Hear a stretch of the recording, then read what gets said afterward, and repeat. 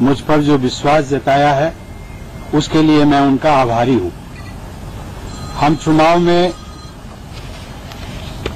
विपक्ष की उम्मीदवार रही श्रीमती मीरा कुमार जी को भी धन्यवाद के साथ ही अपनी शुभकामनाएं भी देता हूं। जिस पद का गौरव डॉक्टर राजेंद्र प्रसाद जी, डॉक्टर सर्वपल्ली राधाकृष्णन जी, एपीजे अब्दुल कलाम जी और प्रणब मुखर्जी जी जैसे महान विद्वानों ने बढ़ाया है, उस पद पर मेरा चयन मुझे बहुत बड़ी जिम्मेदारी का एहसास करा रहा है। व्यक्तिगत रूप से मेरे लिए ये बहुत ही भावुक क्षण है। आज दिल्ली में सुबह से बारिश हो रही है। बारिश का ये मौसम मुझे बचपन के उन दिनों की याद दिलाता है जब मैं अपने पैतृक गांव में रहा करता था। घर कच्चा था, मिट्टी की दीवारें थी। तेज बारिश के समय फूस की बनी छत पानी रोक नहीं पाती थी। हम सब भाई बहन कमरे की दीवार के किनारे खड़े होकर इंतजार करते थे कि बारिश कब समाप्त होगी। आज देश में ऐसे कितने ही रामनाथ कोविंद होंगे जो इस समय बारिश में भीग रहे होंगे, कहीं खेती कर रहे होंगे, कहीं मजदूरी कर रहे होंगे, शाम को भोजन मिल जाए इसके लिए पसीना बहा रहे होंगे। आज मुझे उनसे कहना है कि परौंख गांव का रामनाथ कोविंद राष्ट्रपति भवन में उन्हीं का प्रतिनिधि बनकर जा रहा है।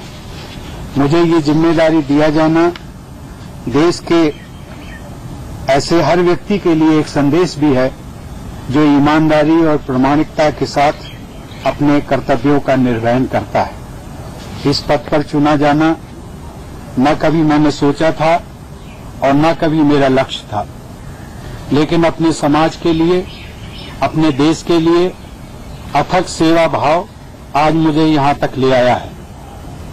यही सेवा भाव हमारे देश की परंपरा भी है। राष्ट्रपति के पद पर मेरा चयन भारतीय लोकतंत्र की महानता का प्रतीक है। इस पद पर रहते हुए संविधान की रक्षा करना और संविधान की मर्यादा को बनाए रखना मेरा कर्तव्य है। मैं देश के सभी लोगों को नमन करते हुए उन्हें विश्वास दिलाता हूं कि सर्वे भवन्तु सुखिनः के भाव के साथ राष्ट्र की सेवा में निरंतर लगा रहूंगा। देश के लोगों का, हर राजनीतिक दल का और सभी जनप्रतिनिधियों का एक बार पुनः बहुत बहुत आभार और आप सभी को भी बहुत बहुत धन्यवाद।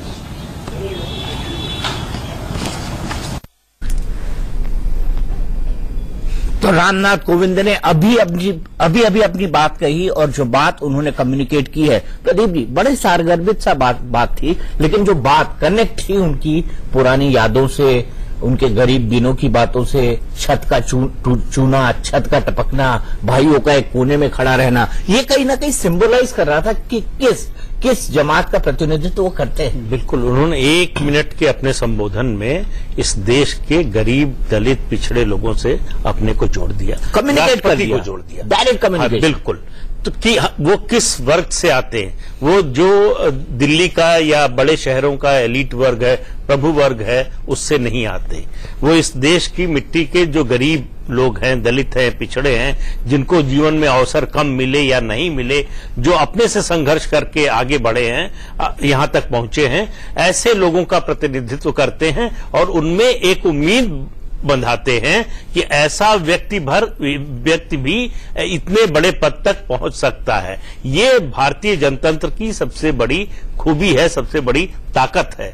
जो एक छोटी जगह से निकले हुए व्यक्ति को जो एक तरह से कहें कि डिप्राइव्ड सेक्शन का है, वो भी ये उम्मीद रख सकता है कि इस व्यवस्था में, इस जनतांत्रिक व्यवस्था में उसको वहां तक पहुंचने का मौका है। उसके लिए रुकावटें भले हों, लेकिन अगर दृढ़ इच्छा शक्ति हो तो वो वहां तक जो है वो इनवैलिड भी हुआ है।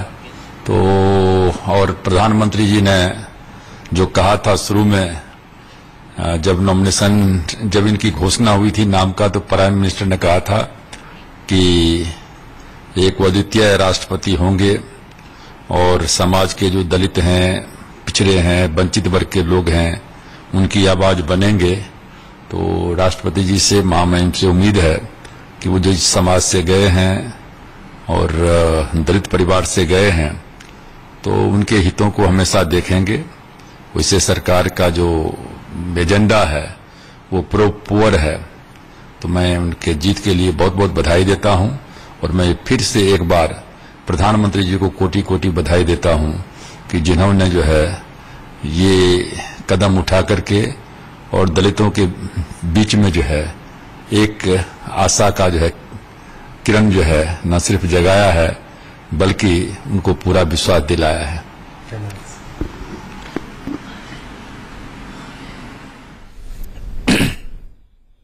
तो रामविलास पासवान अपनी बात कह रहे थे। उन्होंने भी कहा कि दलित समाज से आते हैं और उस समाज की आवाज को उठाने का काम वो करते रहेंगे। लेकिन उनके अगर छोटे से स्पीच की बात करी जाए तो उन्होंने बेसिकली 3-4 पॉइंट्स पर फोकस किया। उन्होंने सबसे पहले अपना पर्सनल टच दिया और कहा कि बरसात का मौसम है और बरसात के मौसम में मेरे गांव परौख में क्या क्या होता था। फूस की छत थी जो बारिश नहीं रोक पाती थी और हम सब भाई बहन साइड में खड़े होकर उस बारिश का रुकने का इंतजार करते हैं। और आज भी पता नहीं कितने रामनाथ कोविंद ऐसे होंगे जो इस तरह से बारिश रुकने का इंतजार करते होंगे। वाकई कनेक्ट है, या वाकई कनेक्ट है उन लोगों के साथ जिससे कनेक्ट बिठाने की कोशिश बीजेपी, एनडीए और आरएसएस लंबे वक्त से करता रहा है। साथ ही साथ उन्होंने दूसरी बात कही, वो एक संदेश था। वो संदेश समाज के उन लोगों के लिए था जो लोग बहुत जल्दी कुछ करना चाहते हैं। उनका कहना था कि संदेश उनका ये था कि ईमानदारी और प्रामाणिकता के साथ अगर आप काम करेंगे तो आप जिंदगी में जरूर आगे बढ़ सकते हैं। और उन्होंने ये भी कहा कि हमारे लोकतंत्र की महानता है कि मुझ जैसा एक हम्बल बैकग्राउंड का व्यक्ति आकर देश का राष्ट्रपति निर्वाचित हो जाए, राष्ट्रपति बन जाए। तो वाकई उनके छोटे से भाषण में काफी सारे कनेक्ट थे, काफी सारी चीजों से उन्होंने गरीब जनता से अपने आप को जोड़ने की कोशिश की, अपने समाज से अपने आप को जोड़ने की कोशिश की। और निसंदेह उनके ये 4 चंद लाइनें, उनका 1 या 1.5 मिनट का उद्बोधन अपने आप में काफी कुछ कहता है। तो अब हम बात करेंगे कि राष्ट्रपति चुनाव में विपक्ष की एकता का आखिरकार क्यों तहस नहस हुई और नेता नीति के बिना मोदी से कैसे जीतेगा विपक्ष। और इस वक्त मैं बता दूं कौन कौन लोग हमारे साथ हैं। प्रदीप सिंह जी हमारे साथ हैं, प्रेमचंद मिश्रा जी जो कि नेता हैं कांग्रेस के, राष्ट्रीय स्पोक्स पर्सन है, वो हमारे पास हैं। बिहार से आते हैं वर्णित जो हमारे सहयोगी है वर्णित गुप्ता, वो हमारे साथ मौजूद है। वर्णित इस वक्त परौख में मौजूद है और परौख में इस वक्त जश्न चल रहा है, खूब जश्न मनाया जा रहा है।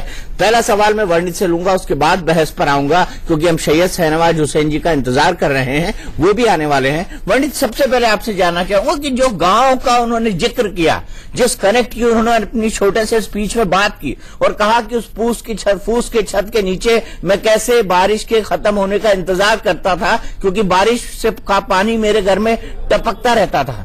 एक मिनट पहले मीरा कुमार की एक रिएक्शन आ रही है।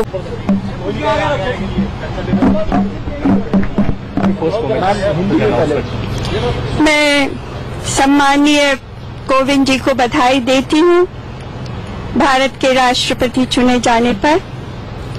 मैं उन्हें अपनी शुभकामना देती हूँ कि इस कठिन समय में उनके ऊपर संविधान की रक्षा का दायित्व आया है। मैं धन्यवाद देती हूँ श्रीमती सोनिया गांधी को और सभी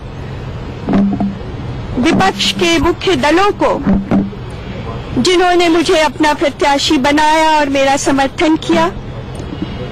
मैं निर्वाचक मंडल के सभी सदस्यों को धन्यवाद देती हूँ जिन्होंने मुझे अपना मत दिया।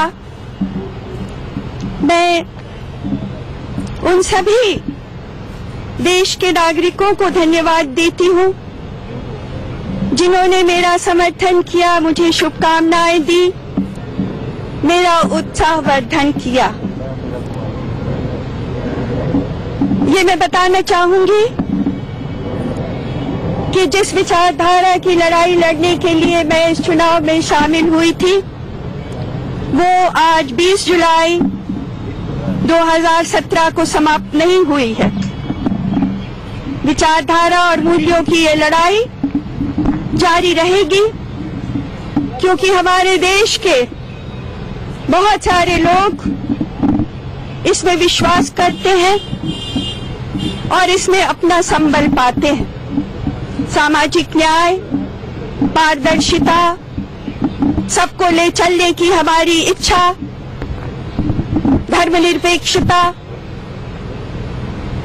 प्रेस की आजादी, अभिव्यक्ति की आजादी, जाति पाति का विनाश, हम ये सब चाहते हैं और निरंतर इसके लिए इतनी ही शक्ति के साथ लड़ते रहेंगे। आप सब ने मुझे हमेशा साथ दिया है मेरा। आप सबको धन्यवाद।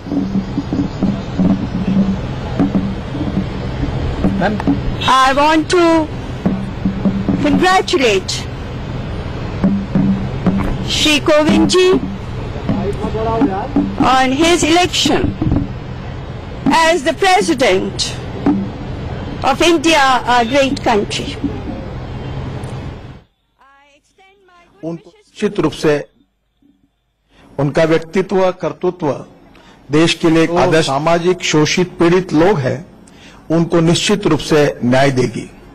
उनका व्यक्तित्व, कर्तृत्व देश के लिए एक आदर्श रहेगा और उनके नेतृत्व में देश लगातार प्रगति और विकास की ओर आगे जाएगा। मैं बहुत बहुत शुभकामनाएं और शुभेच्छा देता हूं और निश्चित रूप से भारत के लिए एक बहुत गौरव की बात है कि एक बहुत ही छोटा सा व्यक्ति, गांव का रहने वाला, गरीब परिवार से संबंधित, पिछड़ा हुआ ऐसे व्यक्ति को ये सर्वोच्च बहुमान मिला है। ये देश के लोकतंत्र की बहुत बड़ी जीत है और देश का सम्मान है। सर, अपोजिशन में मीरा कुमार जी को तो नितिन गडकरी बधाई दे रहे थे महामहिम रामनाथ कोविंद को, जो निर्वाचित हो चुके हैं राष्ट्रपति पद के लिए। बहुत बड़े अंतर से उन्होंने यूपीए की कैंडिडेट मीरा कुमार, जो कि पूर्व स्पीकर है, उन्हें हराया था। तो हमारी बहस शुरू करते हैं। महाबहस में आज का विषय है कि आखिरकार बिना नेता और नियत के कैसे विपक्ष बनाएगा मोदी के खिलाफ एक ऑल्टरनेटिव। प्रेमचंद जी, मेरा सीधा सवाल आपसे है, पहला एक्सपेरिमेंट हुआ और आपके विपक्ष की एकता छिन्न भिन्न हो गई। यहां तक कि गुजरात में आपके एमएलएस ने भी रामनाथ कोविंद जी को वोट कर दिया। पार्टी कहां जा रही है?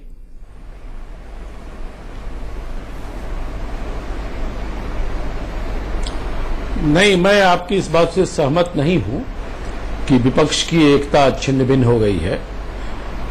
मैं सबसे पहले नवनिर्वाचित राष्ट्रपति श्री रामनाथ कोविंद जी को बधाई और शुभकामनाएं देता हूं अपनी तरफ से, अपनी पार्टी की तरफ से, कि हमारे भारतीय संविधान के अब अभिभावक बने हैं और अब देश को उनके मार्गदर्शन की जरूरत है। जिस कठिन परिस्थिति में देश गुजर रहा है, मैं समझता हूं अब वो राष्ट्रपति के रूप में हम सबको अपना मार्गदर्शन देंगे और देश को आगे ऊंचाई तक ले जाने में अपनी भूमिका का निर्वहन करेंगे।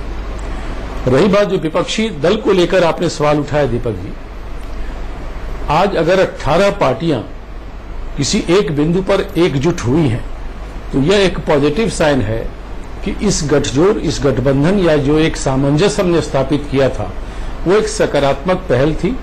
और संख्या बल के आधार पर तो सबको पता था कि संख्या बल हमारे पक्ष में नहीं है, लेकिन लोकतंत्र में अगर संख्या बल नहीं है, इसका यह मतलब तो नहीं कि हम लड़ाई नहीं लड़ें या किसी सिद्धांत को, किसी विचारधारा को हम बीच में इसलिए छोड़ दें कि हमारे पास संख्या बल नहीं है। तो ये एक विचारधारा की लड़ाई थी जिसे मजबूती से लड़ी गई। हमने एक योग्य उम्मीदवार दिया था, हमारे उम्मीदवार की योग्यता में कोई कमी नहीं थी और हमने एक निर्वाचक मंडल के समक्ष अपना कार्यक्रम रखा, अपने विचार रखे और हमें उम्मीद थी कि शायद अंतरात्मा की आवाज सुनी जाएगी। लेकिन संभवतः भारतीय लोकतंत्र की जो आज वर्तमान परिस्थितियां हैं, उसमें ऐसी गुंजाइश नहीं के बराबर रही है। लेकिन फिर भी मैं ये मानता हूं कि 17 विपक्षी पार्टियों ने कांग्रेस की अगुवाई में जो एक समन्वय स्थापित किया आपस में, ये एक सकारात्मक पहल है और आने वाले समय में आप देखेंगे कि इसमें और बढ़ोतरी ही होगी। मैं आगे आऊंगा आपके पास, आपसे पूछूंगा कि अगर समन्वय हो गया है तो इस समन्वय का नेता कौन है, इसको लीड कौन कर रहा है। लेकिन सैयद शाहनवाज हुसैन जी ये कह रहे हैं कि विपक्ष के बीच समन्वय हो गया, मुझे तो लग रहा है कि विपक्ष के बीच कम समन्वय हुआ है, आपके और विपक्ष के कुछ पार्टियों के बीच समन्वय जरूर हो गया है। मैं आगे आऊंगा आपके पास, आपसे पूछूंगा कि अगर समन्वय हो गया है तो समन्वय का नेता कौन है, इसको लीड कौन कर रहा है? समन्वय हो गया, आवाज नहीं आ रही। अच्छा, हम आपका ईपी ठीक करते हैं, तब तक योगी आदित्यनाथ जी कुछ कह रहे हैं, आइए वो सुन लेते हैं। उस कुशल रणनीति का हिस्सा है जिसके अंतर्गत देश के यशस्वी प्रधानमंत्री आदरणीय श्री नरेंद्र मोदी जी और हमारे राष्ट्रीय अध्यक्ष आदरणीय श्री अमित शाह जी ने एक गांव, एक गरीब, एक किसान और एक समाज के अंतिम पायदान पर खड़े हुए समुदाय से निकले हुए श्री रामनाथ कोविंद जी को राष्ट्रपति पद का प्रत्याशी एनडीए की ओर से बनाया। सार्वजनिक जीवन में सादगी, अपने मूल्यों, आदर्शों के प्रति समर्पण का भाव किस रूप में होना चाहिए, उसके प्रतीक हैं श्री रामनाथ कोविंद जी। हम लोगों के लिए, उत्तर प्रदेश के लिए तो और भी गौरव का क्षण है कि उत्तर प्रदेश को आज देश ने एक राष्ट्रपति दे दिया है। उत्तर प्रदेश ने देश को एक यशस्वी प्रधानमंत्री दिया है और उत्तर प्रदेश के 22 करोड़ लोगों का सिर सम्मान के साथ, गौरव के साथ आज ऊंचा हो रहा है, जब एक गांव में जन्मे हुए सामान्य परिवार और कृषक परिवार में जन्मे हुए श्री रामनाथ कोविंद जी आज देश के यशस्वी राष्ट्रपति के रूप में आज उन्हें सफलता प्राप्त हुई है, राष्ट्रपति के रूप में चुने गए हैं। यह कुशल रणनीति के साथ साथ उनकी स्वयं की छवि भी इसके लिए जो आज उन्हें वोट प्राप्त हुए हैं। तो चलिए एक बार वर्णित के पास चलते हैं, तब तक शहनवाज हुसैन जी का ऑडियो भी ठीक हो जाएगा। वर्णित, बड़े लड्डू बट रहे हैं सुना गांव में, थोड़ा आप भी खाइए, थोड़ा शहनवाज जी के लिए भेजिए, प्रेमचंद मिश्रा जी के लिए भेजिए। जी दीपक जी, ये देखिए हमारे सामने ये लड्डू है और यहाँ पे अब ये लड्डू जो है सबको खिलाया जा रहा है। ये लीजिए, आप लोग भी ये लड्डू खाइए। पहले तो मैं खा लूंगा, पहले आप लोग खाइए, मैं पकड़ लो, आप लोग खाइए, एक दूसरे को खिलाइए पहले।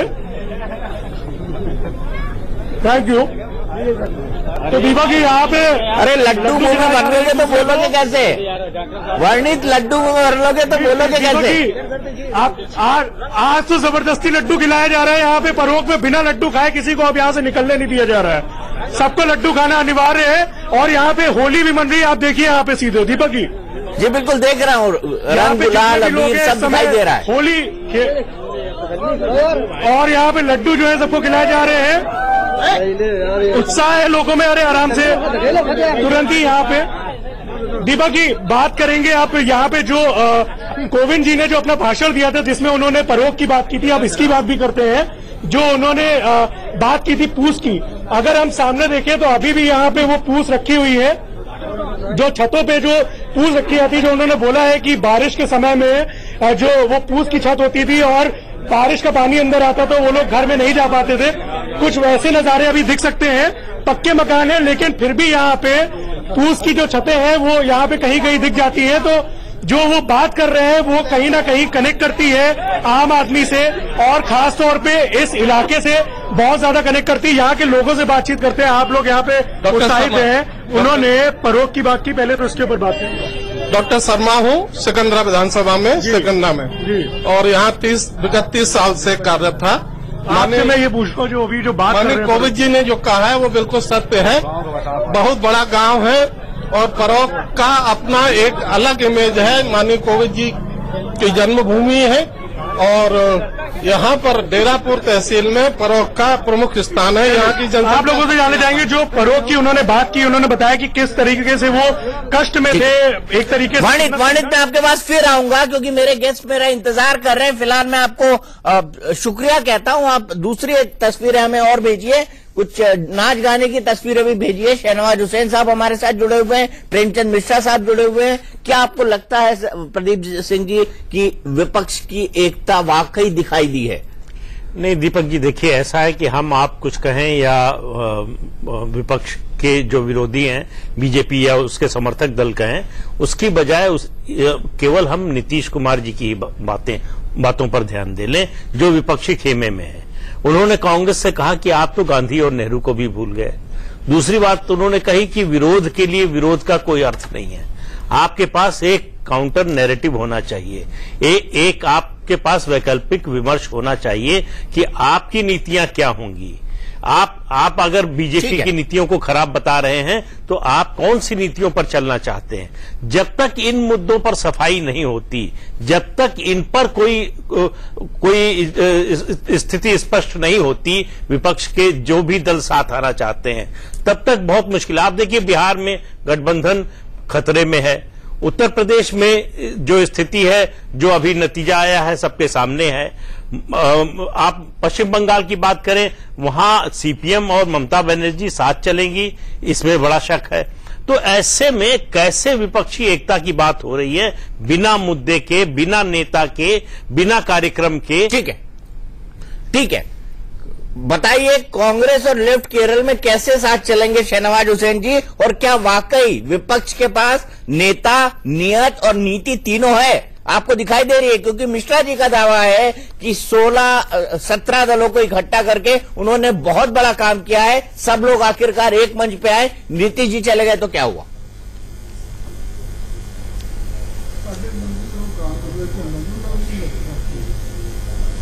देखिए, इसमें इस चुनाव में दल इकट्ठा नहीं हुए हैं, बल्कि कांग्रेस ने सत्ता की नहीं विपक्ष की एकता तोड़ी है चुनाव लड़के।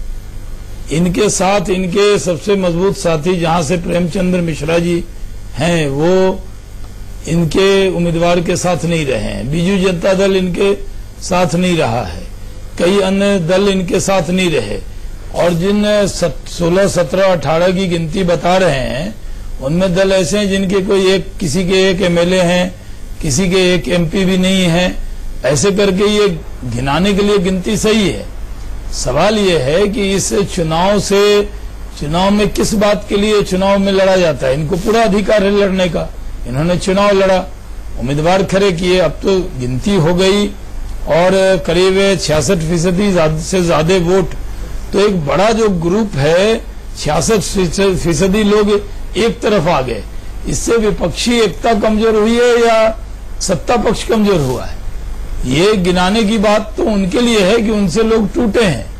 जहां तक सवाल है 2019 में, तो 2019 में तो पहले ही कांग्रेस के नेता भले टेलीविजन पे न माने, लेकिन उन्हीं के उमर अब्दुल्ला जी तो मान ही चुके हैं कि 19 तो इनके लिए है ही नहीं।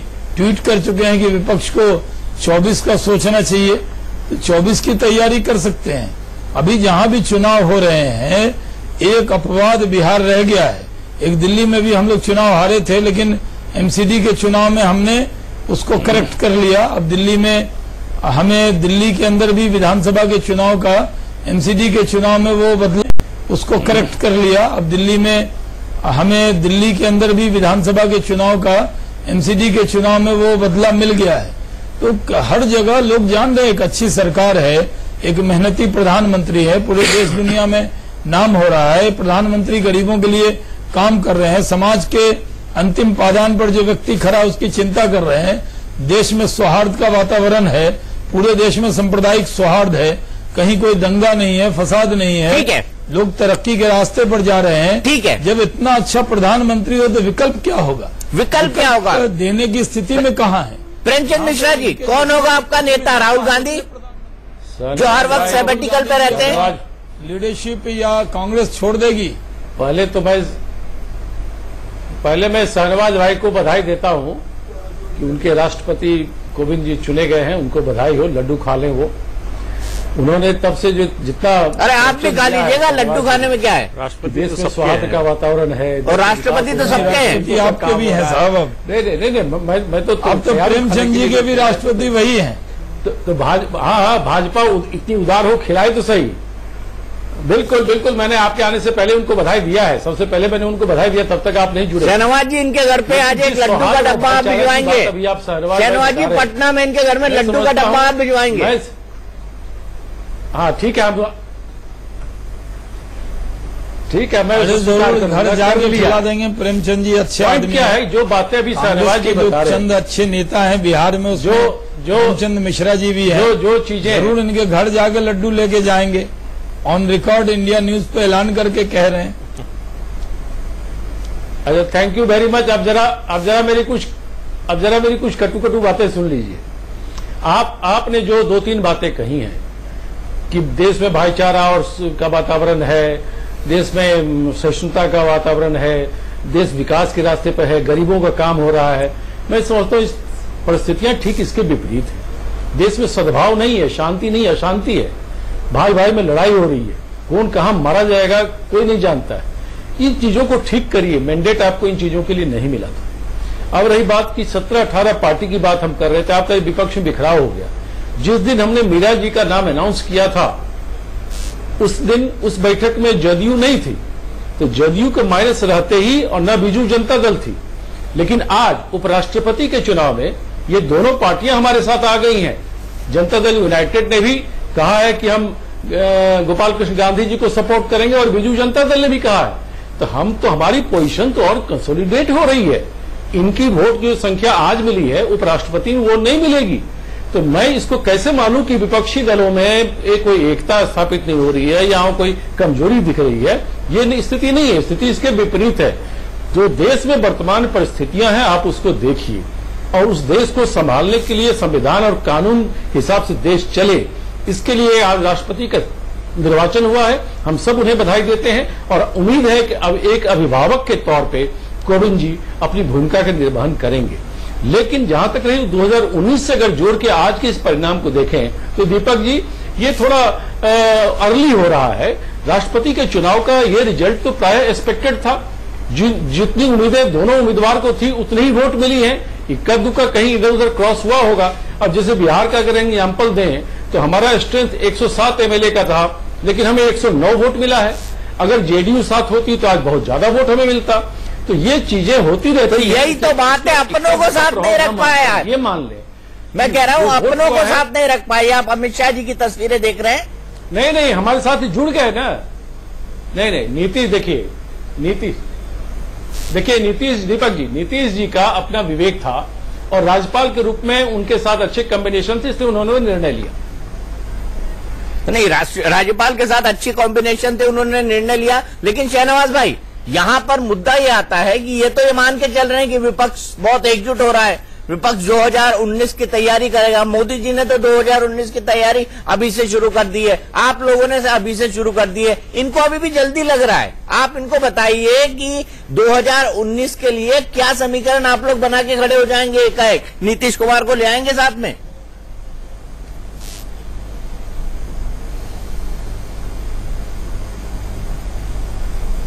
देखिए, सवाल यह है कि कांग्रेस को पूरा अधिकार है तैयारी करने का, लेकिन हमें तो कहीं कोई तैयारी, कोई आंदोलन कुछ तो इनका दिखता नहीं। हाँ, टेलीविजन पर जरूर कांग्रेस के प्रवक्ता आकर अच्छा मुकाबला करते हैं, लेकिन कहीं जमीन पर तो वो कोई कार्यक्रम है नहीं। सिर्फ चुनाव में चर्चा होती है, उसके अलावा कांग्रेस में अगर प्रवक्ता के अलावा तो कोई और काम कर ही नहीं रहा है। सब लोग छुट्टी के मूड में हैं। सबको लगता है भाई 19 में कुछ होना नहीं, नरेंद्र मोदी को हरा ही नहीं सकते। अगर कोई व्यक्ति सामने जीतने की इच्छा ही न हो तो उसको कौन जिताएगा? तो सवाल यही है। जहां तक सवाल है कि देश के अंदर जहां भी चुनाव होते हैं तो चुनाव ही एक पैमाना है, और चुनाव के पैमाने में अभी हर जगह हम जीत रहे हैं और जीतने वाले हैं। ये सही है कि पंजाब में एक स्टेट कांग्रेस ने जीती है जहां डायरेक्ट बीजेपी से इनका मुकाबला नहीं था, क्योंकि अकाली दल वहां बहुत दिनों से थी और हम सहयोगी दल थे। लेकिन देश के अंदर माहौल ऐसा बना है कि नरेंद्र मोदी जी के नेतृत्व में देश आगे बढ़ रहा है। कोई ऐसा, देखिए, उज्ज्वला स्कीम लेकर आए हैं, गरीबों को डायरेक्ट गैस सिलेंडर मिल रहा है, लोगों गरीबों को अकाउंट में डायरेक्ट पैसा जा रहा है। ठीक है, लोगों को लगता है कि भ्रष्टाचार के खिलाफ एक बड़ी लड़ाई भारतीय जनता पार्टी और उसके नेता नरेंद्र मोदी जी लड़ रहे हैं। चलिए, तो कहीं पर भी कांग्रेस एक भी इल्जाम, एक press conference Bharatiya Janata party की सरकार के बारे में करने में आज तक एक भी क्या प्रेस कॉन्फ्रेंस की है?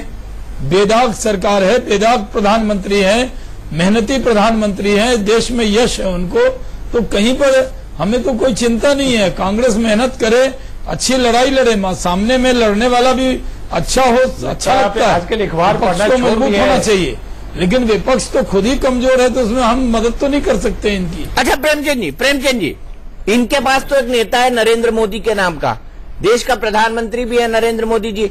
आप मुझे बताइए कि विपक्ष अगर एकजुट हो भी जाता है तो उनके पास कौन सा नेता है? राहुल गांधी या नीतीश कुमार की लीडरशिप मान लेंगे आप, या ममता बनर्जी के मान लेंगे?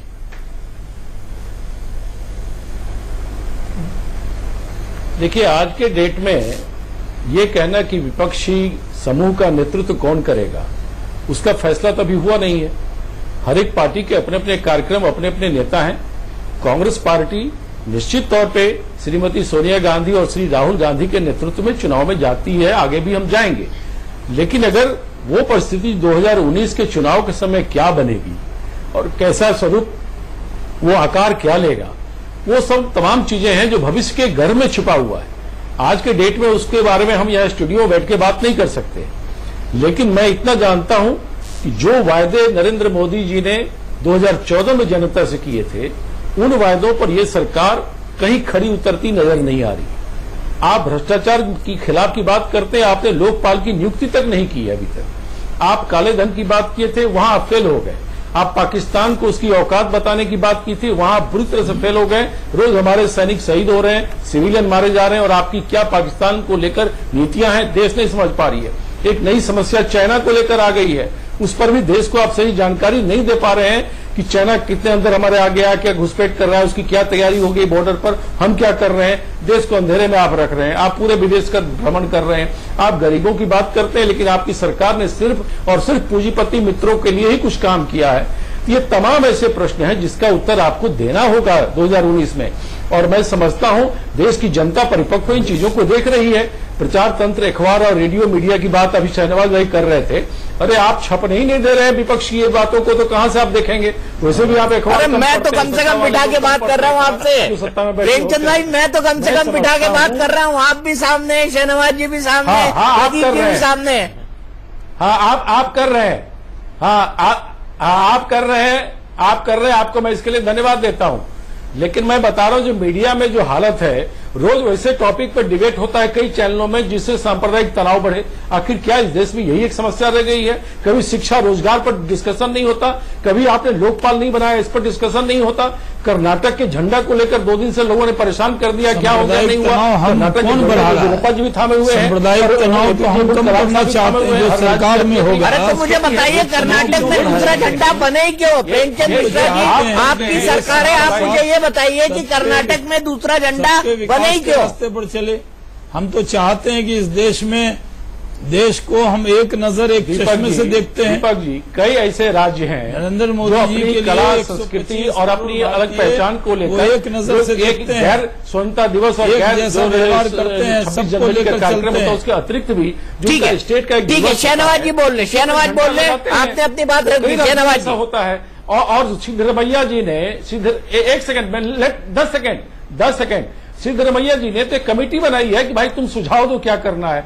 हमने उसको तो ये नहीं कहा कि तिरंगा को साइड करना। तिरंगा को तो ये लोग साइड करते रहे। 52 साल तक इनके कार्यालय में तिरंगा नहीं फहराया गया। ये इनको बताना चाहिए, इनको तिरंगा से प्रेम क्यों आ गया। ये तो भगवा झंडा के पक्षधर थे आजादी के बाद भी। शहनवाज जी, तिरंगा, दीपक जी देखिए, तिरंगा से तो हमें जितनी मोहब्बत है, हम तो उसका पार्टी में उपयोग नहीं करते। आप लोगों ने तिरंगा पर पंजा लगा दिया। हम तो चक्र वाले तिरंगा के पुजारी हैं। हम तो उस झंडे का सम्मान करते हैं। हम लोग तो इस राष्ट्र और इस झंडे और इस राष्ट्र के लिए मरने मिटने वाले लोग हैं। आप देखिए कि इस तरह का कहना कि संविधान को नहीं मानते, शहनवाज को नहीं मानते, कहना एक दूसरे के ऊपर ना बोले। शहनवाज भाई अपनी बात बोलने से आपको मौका मिलेगा। सब जगह झंडा लगाया जाता है। अपने देश का झंडा लगाने में क्या दिक्कत है? हम तो पाकिस्तान के झंडे के विरोधी हैं। कार्यालय में नहीं लगाया। हम तो अपने देश के झंडे को सर माथे पर रखने वाले लोग हैं। छोड़ता हूं। और जहां तक सवाल है कि इस आरएसएस के कार्यालय में आप गए कहां? अगर आप प्रेमचंद जी कभी आरएसएस के कार्यालय में जाते तो आप देखते राष्ट्रवाद के लिए जीने वाले लोग भी नहीं, अपना घर परिवार छोड़कर इस राष्ट्र निर्माण के लिए निकलने वाले लोग, पूरा जीवन समाज, पूरा जीवन परिवार छोड़कर, आज इसीलिए तो संघ के स्वयंसेवक देश के प्रधानमंत्री हैं, देश के राष्ट्रपति हैं, देश के उपराष्ट्रपति होने जा रहे हैं। तो आप जब कह रहे हैं, आप ये याद रखिए कि जो आरएसएस के बारे में आप लोग जितना बोलते हैं, कई बार जाकर देखिए कि वो लोग कितना सादा जीवन जीते हैं, किस तरह से रहते हैं। अगर उसकी थोड़ी झलक भी आप लोग अपने में लाएंगे तो उसका कितना बड़ा असर होगा। जहां तक हम लोगों के बारे में ये दुष्प्रचार किया जाता है, कौन होगा सरकार में प्रेमचंद जी जो नहीं चाहेगा सांप्रदायिक सौहार्द हो। नरेंद्र मोदी जी ने तो नारा दिया, सबका साथ सबका विकास। ठीक है, मुरली मनोहर जोशी जी कुछ कह रहे हैं, शहनवाज जी पहले उनको सुन लेते हैं, फिर मैं आता हूं। और उनका चयन प्रधानमंत्री ने बहुत सोच समझ करके किया था, और मुझे तो विशेष प्रसन्नता इस बात की है कि वो मेरी कॉन्स्टिट्यूंसी के निवासी हैं, तो इसलिए उनको मेरी हार्दिक बधाई, बहुत शुभकामनाएं। वो कानून के भी ज्ञाता है, संविधान भी उनको अच्छी तरह से मालूम है, सुप्रीम कोर्ट में बहुत अच्छे तौर पर वकालत करते रहे हैं, और बिहार में उन्होंने बहुत अच्छा काम किया है। तो मेरी उम्मीद है कि वो इस वक्त एक राष्ट्रपति के नाते भी बहुत सफल राष्ट्रपति होंगे, और संविधान में जो दायित्व उनका है उसको तो पूरा करेंगे ही, लेकिन वो इस देश की जो गरीब, पिछड़ी और वंचित जनता है उसकी तरफ भी ध्यान देंगे, और इस देश में जो बहुत बड़ी आबादी गांवों की है उनके अधिकारों की तरफ भी उनका ध्यान जाएगा, और वो और सरकार मिलके इस तरफ बहुत मुस्तैदी से काम करेंगे। तो बहस को हम आगे बढ़ाएंगे, लेकिन उससे पहले जो सबसे महत्वपूर्ण बात है कि रामनाथ कोविंद जी ने महामहिम बनने के बाद क्या कहा। उन्होंने बहुत छोटा सा एक स्पीच दिया, लेकिन बेहद ही भावुक। कैसे उन्होंने अपने गांव से कनेक्ट किया, गरीबों से कनेक्ट किया, उन लोगों से कनेक्ट किया जिनके बीच से वो आते हैं, दलित समाज से आते हैं, किस तरह से उन्होंने कनेक्ट करने की कोशिश की और क्या संदेश दिया देश को। आइए सबसे पहले वो देखते हैं, और उसके बाद हम बात करेंगे रामनाथ कोविंद जी के व्यक्तित्व के बारे में और विपक्ष की एकता के बारे में। मीरा कुमार जी को भी धन्यवाद के साथ ही अपनी शुभकामनाएं भी देता हूं। जिस पद का गौरव डॉक्टर राजेंद्र प्रसाद जी, डॉक्टर सर्वपल्ली राधाकृष्णन जी, एपीजे अब्दुल कलाम जी और प्रणब मुखर्जी जी जैसे महान विद्वानों ने बढ़ाया है, उस पद पर मेरा चयन मुझे बहुत बड़ी जिम्मेदारी का एहसास करा रहा है। व्यक्तिगत रूप से मेरे लिए ये बहुत ही भावुक क्षण है। आज दिल्ली में सुबह से बारिश हो रही है। बारिश का ये मौसम मुझे बचपन के उन दिनों की याद दिलाता है जब मैं अपने पैतृक गांव में रहा करता था। घर कच्चा था, मिट्टी की दीवारें थी, तेज बारिश के समय फूस की बनी छत पानी रोक नहीं पाती थी। हम सब भाई बहन कमरे की दीवार के किनारे खड़े होकर इंतजार करते थे कि बारिश कब समाप्त होगी। आज देश में ऐसे कितने ही रामनाथ कोविंद होंगे जो इस समय बारिश में भीग रहे होंगे, कहीं खेती कर रहे होंगे, कहीं मजदूरी कर रहे होंगे, शाम को भोजन मिल जाए इसके लिए पसीना बहा रहे होंगे। आज मुझे उनसे कहना है कि परौंख गांव का रामनाथ कोविंद राष्ट्रपति भवन में उन्हीं का प्रतिनिधि बनकर जा रहा है। मुझे ये जिम्मेदारी दिया जाना देश के ऐसे हर व्यक्ति के लिए एक संदेश भी है जो ईमानदारी और प्रामाणिकता के साथ अपने कर्तव्यों का निर्वहन करता है। इस पद पर चुना जाना न कभी मैंने सोचा था और न कभी मेरा लक्ष्य था, लेकिन अपने समाज के लिए, अपने देश के लिए अथक सेवा भाव आज मुझे यहां तक ले आया है। यही सेवा भाव हमारे देश की परंपरा भी है। राष्ट्रपति के पद पर मेरा चयन भारतीय लोकतंत्र की महानता का प्रतीक है। इस पद पर रहते हुए संविधान की रक्षा करना और संविधान की मर्यादा को बनाए रखना मेरा कर्तव्य है। मैं देश के सभी लोगों को नमन करते हुए उन्हें विश्वास दिलाता हूं कि सर्वे भवन्तु सुखिनः के भाव के साथ राष्ट्र की सेवा में निरंतर लगा रहूंगा। देश के लोगों का, हर राजनीतिक दल का और सभी जनप्रतिनिधियों का एक बार पुनः बहुत बहुत आभार और आप सभी को भी बहुत बहुत धन्यवाद। तो महामहिम रामनाथ कोविंद नवनिर्वाचित राष्ट्रपति होने के बाद, मनोनीत राष्ट्रपति होने के बाद, निर्वाचित राष्ट्रपति होने के बाद, प्रेसिडेंट डेजिग्नेट होने के बाद पहली बार प्रेस के सामने आए और उन्होंने अपने गांव को याद किया, अपनी गरीबी को याद किया, अपने उन दिनों को याद किया जब वो संघर्ष करते थे बारिश से बचने के लिए। एक बहुत इमोशनल भाषण था उनको, जो सीधे उन लोगों से उनको कनेक्ट करता है, देश की गरीब जनता से उनको कनेक्ट करता है। हम शहनवाज जी के पास चलें, प्रेमचंद मिश्रा जी के पास चलें इस भाषण के लिए, लेकिन प्रदीप जी मैं उससे पहले जानना चाहूंगा, एक किस्सा मेरे दिमाग में आ रहा है, मुझे बहुत अच्छी तरह याद है कि उड़ई से 2014 में रामनाथ कोविंद जी लोकसभा का टिकट चाहते थे और उन्होंने उड़ई और आसपास के इलाके में बहुत मेहनत भी की थी, क्योंकि उनका घर जो है वो उसके पास ही है, बिल्कुल पास में लगा हुआ है उनका घर। आप मुझे बताइए कि जब उनको टिकट नहीं मिला तो ना बड़े निराश हुए, बड़े फ्रस्ट्रेट हुए, उनको लगा कि उनका पॉलिटिकल करियर खत्म हो गया है। जी हाँ, बिल्कुल उनको टिकट नहीं मिला था और उनसे कहा गया था कि पार्टी ने जो सर्वे कराया है, जो पार्टी का फीडबैक है, उसके हिसाब से वो चुनाव नहीं जीत सकते, इसलिए उनको टिकट नहीं मिलेगा। और उसके बाद वो निश्चित रूप से बहुत निराश थे, लेकिन उस समय भी उनको कल्याण सिंह जी ने समझाया, जो इस समय राजस्थान के गवर्नर हैं, जो उनके बहुत करीबी रहे हैं, वही राजनीति में एक तरह से उनको ले आए थे। उन्होंने समझाया था कि आगे आपके लिए कुछ सोचा जाएगा, किया जाएगा। तो उसके बाद ही फिर सरकार बनी, जब तो सरकार बनने के बाद अगस्त 2015 में उनको गवर्नर बनाया गया बिहार का। तो ये देखिए, एक तरह से कहिए कि ये शायद उनका भाग्य उनको इस दिशा में ले जा रहा था। अगर चुनाव जीत गए होते तो एमपी बने होते, हो सकता है मंत्री बनते या न बनते, एक सांसद रहते अभी।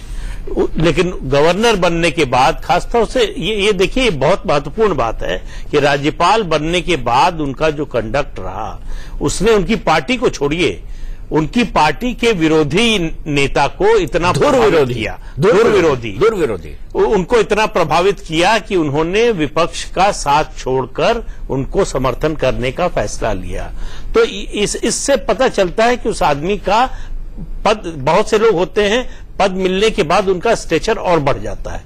रामनाथ कोविंद ऐसे लोगों में हैं जिन्होंने पद की गरिमा को बनाए रखा। उन्होंने अपने पद को जो है पार्टी से या पार्टी के हित से नहीं जोड़ा।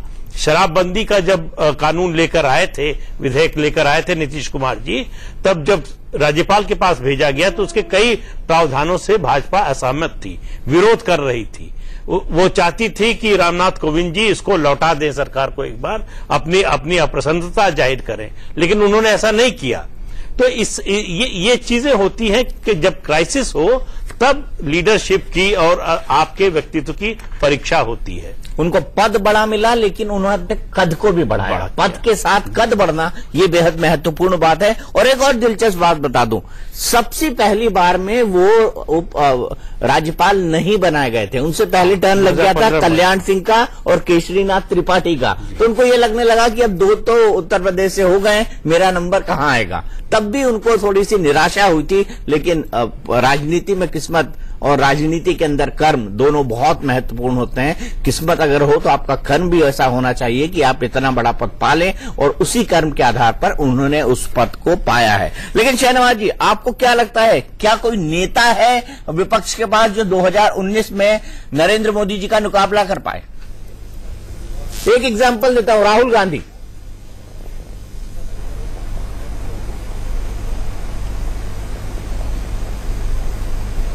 देखिए, मुकाबला तो करने का मैं मानता हूं कि मुकाबला तो ये करेंगे ही, लेकिन विजय प्राप्त करना और मुकाबला करना ये 2 अलग सवाल है। जो आज कांग्रेस का हाल है, मैंने आपसे कहा ना कि वो सबको लेकर साथ चल नहीं सकती, कांग्रेस से ही कांग्रेसियों का मोह भंग हो रहा है। देखिए, बहुगुना जी के बेटे बेटी कांग्रेस छोड़ गए तो दूसरे लोग क्या करेंगे? यानी एक कांग्रेस के अंदर अब कांग्रेसियों को ही यकीन नहीं रहा और सबको लगने लगा कि कांग्रेस का कोई भविष्य नहीं है। 2019 की कांग्रेस के लोग जब अलग से बात करते हैं लोगों से तो कहते हैं 19 में तो कोई संभावना कॉन्फिडेंस के साथ इनको लगता ही नहीं है। और मुझे नहीं लगता कि नरेंद्र मोदी जी के सामने कोई चुनौती पेश भी होगी। भारी बहुमत से जीतेंगे 2019 नरेंद्र मोदी जी के नेतृत्व में हम लोग जीतेंगे, इसमें कोई शक नहीं है। और हमें लगता है कि कांग्रेस को 24 की तैयारी करनी चाहिए। उमर अब्दुल्ला जो राहुल गांधी जी के मित्र हैं उन्हीं के बात पर मैं सहमति जताता हूं कि 2024 की तैयारी करनी चाहिए, क्योंकि 19 में तो अभी 3 साल में तो कोई संघर्ष ही नहीं कर पाई कांग्रेस। कहीं पर एक भी मुद्दे पर पार्लियामेंट में सिर्फ हंगामा करना और पार्लियामेंट एडजर्न करा देना। एडजर्न कराने में जरूर इन्होंने सबसे आगे ये रहे हैं, पार्लियामेंट जितना एडजर्न हो सकता है आज भी यही किया है। मुझे लगता है कि इस देश में जब सरकार में कमियां होती हैं तब न विकल्प होता है। यहां नरेंद्र मोदी जी में कोई कमी कहां है, दिन रात मेहनत कर रहे हैं, एक दिन छुट्टी नहीं ली।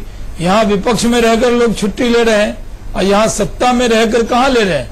हम लोग पार्टी के नेता या तो रेलवे स्टेशन पे मिल रहे हैं या एयरपोर्ट पर, सब लोग दौड़ा कर रहे हैं, ब्लॉक में जा रहे हैं, बूथ लेवल पर जा रहे हैं। ठीक है अभी से तैयारी कर रहे हैं। ठीक है प्रेमचंद मिश्रा जी, सबसे महत्वपूर्ण बात यहां पर जो बात शहनवाज हुसैन जी ने कही है कि विपक्ष की ग्राउंड पर कहीं तैयारी नहीं दिखाई देती। ऐसा लगता ही नहीं है कि इस सरकार का वाकई कोई सशक्त विरोध है, और ऐसा महसूस होता है, पत्रकारों को महसूस होता है, देश की आम जनता को महसूस होता है, और उनको लगता है कि राहुल गांधी एक रिलेक्टेंट, एक जो आदमी इंटरेस्टेड नहीं होता है उसको जबरदस्ती आपने घुसा दिया है किसी सिस्टम में, उस तरह के पॉलिटिशियन प्रतीत होते हैं लोगों की नजर में। कि कितनी हकीकत मानते हैं आप इस चीज को?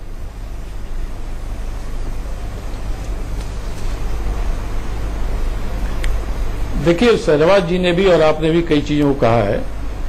मैं उस संबंध में इतना ही कहना चाहता हूं कि आज देश में मीडिया का जो रोल इतना बढ़ा है ना, उसमें मीडिया के दुष्प्रचार के हम शिकार अपने शासन के समय से ही हो रहे थे।